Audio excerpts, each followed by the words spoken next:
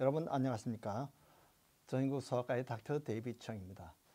팬데믹으로 인해서 우리가 상당히 육체적으로 또는 정신적으로 또 그뿐만 아니라 영적으로도 우리가 많은 고통을 받고 있습니다. 과연 이러한 이 팬데믹을 우리 크리스찬들은 어떻게 지내야 될 것인지,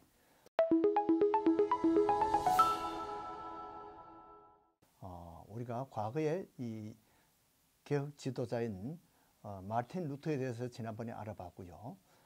마르틴 루터는 주로 독일에서 활약했지만은 또 이 스위스에서도 이런 비슷한 활약을 보인 존 캘빈 선생에 대해서 오늘 얘기를 듣는 시간을 가졌습니다.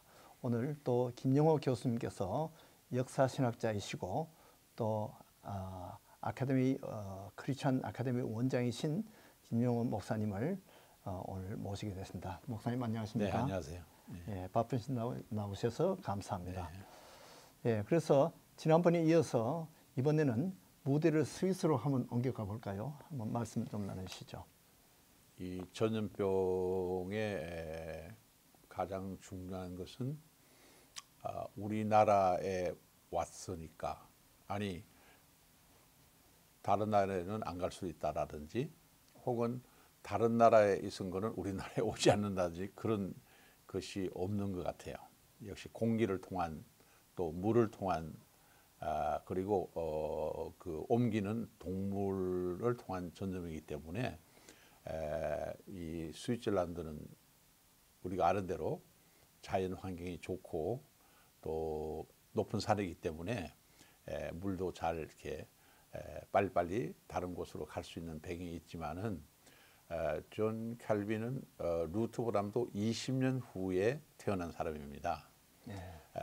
근데 이 존 캘빈의 생애 동안에도 무려 5번이나 이 팬데믹이 있었다는 것은 참 좋지 않은 일이지만은 그 당시에 유럽에서는 흔히 있는 일이었기 때문에 복음도 전하지만은 어떻게 하면 이 팬데믹으로부터 우리 교인들 또 일반인들에게도 어려움을 극복할까 하는 과제는 다른 사람 못지않게 캘빈도 마찬가지였다고 그렇게 보면 되겠습니다.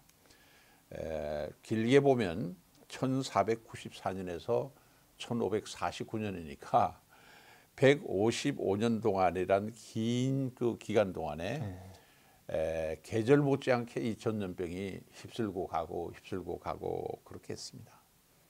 저도 질문이 하나 있었는데 그 할아버지 할머니 묘에 가보면 할아버지는 72세까지 사셨는데 우리 할머니는 47세까지밖에 못 사셨어요. 근데 아무도 대답을 해줄 수 있는 사람이 없었습니다. 그런데 제가 이 팬데믹에 대한 공부를 하다 보니까 돌아간 횟수가 1918년도에 돌아가셨어요. 1918년도가 무슨 해인가 봤더니 스페니시 독감이 지나간 해고 우리나라의 당시에 1700만 인구 가운데서 약 750만 명이 감염이 되고 약 15만 명이 생명을 잃었어요. 제가 산 동네가 부산이기 때문에 아마 일본에서 1차 대전에 참가했던 일본 그 군인으로부터 가져왔던 그 스페니시 독감이 가장 한국에서는 먼저 부산으로 왔지 않았냐. 그래서 저희 할머니도 결국은 그 스페니시 독감으로 돌아가신 게 아닌가 이런 생각을 하는데 이 캘빈도 같은 생각을 가지고 있습니다. 그 어머니가 세상을 떠난 걸 청소년 시절에 돌아갔는데 그 원인이 캘빈도 어머니가 이 흑사병 때문에 세상을 떠났다 그렇게 생각을 할 정도로 일상생활에 가장 위협적이었습니다. 그리고 이 캘빈이 종교개혁자로 지도자로 부름을 받았던 이후에도 마찬가지로 전염병은 사라지지 않았기 때문에 캘빈도 깊이 이 문제를 생각을 하고 목회자로서 또 리더로서 이 문제를 어떻게 생각할까 하는데 뭐 이 캘빈에게 상당히 그 영향을 줬던 분이 많습니다. 예. 그 가운데서 믿음의 아버지라고 어지하던 기욤 파렐이 있었는데 그 조카가 흑사병에 이렇게 돌아갔을 때 여기에 이 캘빈이 큰 충격을 받고 그러나 뭐 다른 방법이 없으니까 지켜보는 그런 방법이었지만은 여기에서 하나 더 캘빈은 그 환자에게나 주위에 있는 사람에게 우리의 신앙 생활 또 하나님의 말씀에 근거해 보면 이 땅의 삶이 전부가 아니라는 얘기. 그래서 참 이 땅에서 어려움과 고민이 많았던 분들도 다음 세 하나님의 나라에서 평안을 누릴 수 있고 또 우리가 위로를 받을 수 있는 그런 위로의 메시지를 이 목회자로서 전달을 했습니다. 그러나 인간적으로는 얼마나 그 충격이 컸던지 그 기록에 보면 내 영혼이 부서지고 내 정신이 완전히 죽은 사람으로 인해 압도당하고 있었다 이런 그 기록을 할 정도로 그 아픔이 큰 것을 볼 수가 있었겠죠. 예, 그러니까 지금은 우리가 이 바이러스 팬데믹으로 지금 하고 고생하고 있는데 지금 겨우 3년입니다. 사실 이 독감은 거의 해마다 지금 와서 미국에도 약 4만 명 또는 8만 명까지 이렇게 죽고 있어요. 그리고 한때는 스페인 독감으로 수천만 명이 그런 죽은 경우도 있었죠. 그 당시에는 무려 155년이라는 그런 긴 세월 동안 이 흑사병이 출몰을 하면서 사실은 많은 사람들에게 이렇게 영향을 미쳤던 것 같습니다. 그래서 우리가 아는 켈빈은 종교개혁자고 그저 이 병과는 상관이 없는 그런 사람 같은데 이 켈빈도 그 주위에 많은 사랑하는 사람들이 이 흑사병으로 잃고 그 당시에 그 유럽의 인구가 한 6천만 명으로 이렇게 알고 있는데요. 기록에 보니까 2,500만 명이 흑사병으로 죽었다고 합니다. 그러니까 굉장한 참상이죠. 그런 가운데 이 종교개혁을 또 해야 되고 또 거기에 대한 지도자였던 캘빈 선생의 이러한 모습을 우리가 배워야 될 것 같습니다. 예를 들면 캘빈이 1541년에 그 신학적인 토론을 하기 위해서 독일에 갑니다. 예. 그런데 급히 소식이 옵니다. 그 캘빈의 집에서 있던 그 유학생이 그 흑사병으로 사망했다는 소식이 오니까 급히 그 아내와 그리고 그 데리고 있던 같이 있던 아들, 딸 그리고 그 조금 멀리 떨어진 오빠 집으로 빨리 피하라고 그렇게 하나의 그 가이드를 해주는 그런 기록이 지금 남아 있습니다. 그러니까 뭐 목사님 집이라고 해서 혹은 종교개혁자 지도자라고 해서 전염병이 피해가지 않았다는 것을 분명히 우리가 볼 수가 있는 거죠. 네. 그래서 그 당시도 흑사병을 피하기 위해서 여러 곳에 이 감염을 피하기 위해서 시 외곽 지역에 격리된 병원에 수용해서 치료를 했다고 그렇게 보는데 사실은 병원이 오히려 감염을 또 증폭시키는 그런 문제가 있죠.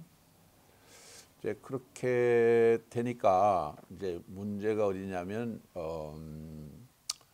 그들을 돌봐주는 의사나 간호사도 필요하지만은 영적으로 위로를 해주는 그 목사님들의 역할이 중요한데 여기에 문제가 생깁니다.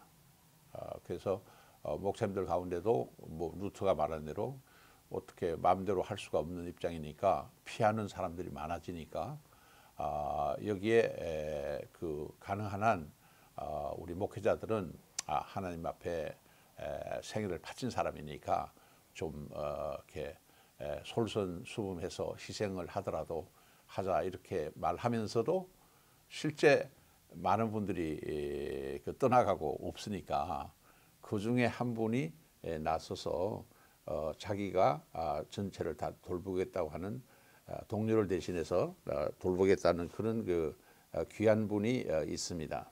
그런데 이제 캘빈은 여러분들이 아는 대로 당시의 종교개혁자 지도자 가운데 루터 다음으로 선두주자였기 때문에 이분의 생명이 너무 귀하기 때문에 시의회에서 직접 그 환자를 접촉하는 것을 삼가해 달라고 강력하게 요청을 합니다. 네. 그러나 이 캘빈은 분명히 자기의 그 기록 속에 보면 솔선해서 물론 환자를 돌보던 그 목사님도 세상을 떠났거든요. 네. 네, 거기에 대해서 이제는 내가 나서야 되겠다 하는 그런 마음가짐으로 일을 해나갔던 것을 우리가 볼 수 있습니다. 마지막으로 그 캘빈의 심정이 담긴 그 하나의 메시지가 있습니다. 목회자가 목회 사역을 감당해야 하는 한 흑사병 감염의 두려움 때문에 도움을 절실히 필요로 하는 곳에 자신의 의무를 이행하지 못한다면 그것은 핑계가 될 수 없다 해서 자신의 삶과 다른 목회자들에게 간곡히 부탁하고 있는 그런 것을 볼 때 우리 목회자들이 정말 이 어려운 시기에 자신도 물론 조심하지만 가장 어려운 참 죽음 직전에 있는 분들에게 우리가 할 수 있는 최선을 다하는 것은 굉장히 중요하다고 봐집니다. 네. 예, 흑사병 같은 이런 위험한 병 가운데서 절실하게 필요한 사람이 영적인 지도자와 그 다음에는 실제 이 환자들을 돌볼 수 있는 그런 이 병원 사역을 하는 분이 필요한데 그때 피엘 블란쳇이라는 분이 그 병원 사역을 자원해서 감당을 했던 것 같습니다. 네. 예, 그래서 그 두 분이 이렇게 영적으로 또 육신적으로 이렇게 그 두려움에 떨는 사람들에게 이렇게 지도자의 역할을 한 것을 우리가 배우게 됐습니다. 이렇게 사실은 우리가 이 팬데믹을 겪으면서 한때는 우리가 사실 이것이 중국 사람들이 잘못해가지고 이것이 온 세계 재앙이 되었다. 이렇게 코로나 시발지 중국을 우리가 아주 적대시하는 그런 태도가 많이 있었습니다.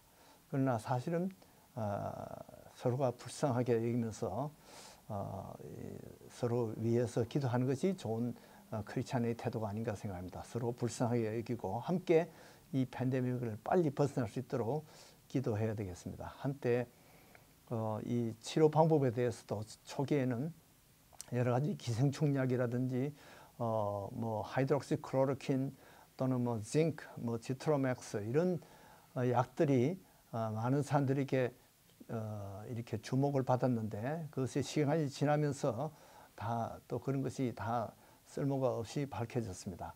그러나 우리가 가장 최선을 모르는 방법에서는 우리가 하나님께 의지하는 방법밖에 없죠. 그래서 다른 주장을 하는 의사나 학자들을 우리가 비난하지 말고 서로가 서로를 불쌍하게 여기면서 위해서 기도하는 그런 태도가 필요한 것 같습니다.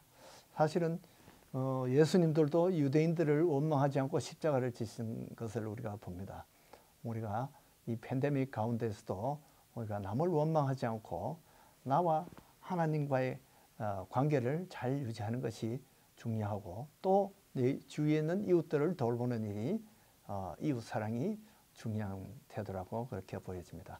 목사님 오늘도 바쁘신데 이 좋은 말씀 감사합니다. 감사합니다. 여러분 건강하게 계시기를 바라고 안녕히 계십시오.